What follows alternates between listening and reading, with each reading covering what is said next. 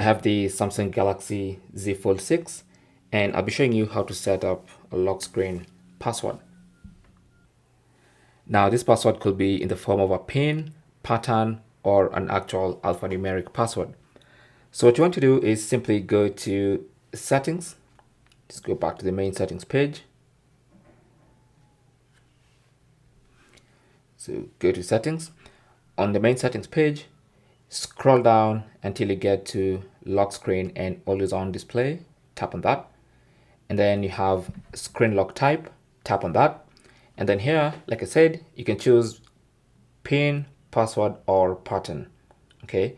Now, if you want face and fingerprint, you have to set one of these up first.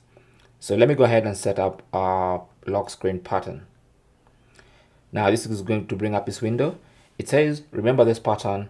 If you forget it, you'll need to reset your phone and all data will be erased. Okay, so let's set up a simple password for now. But of course, you want to set up a more complicated pattern that people can't easily guess. So let me do that for now. And then tap on continue. And then enter that password or pattern again and tap on confirm.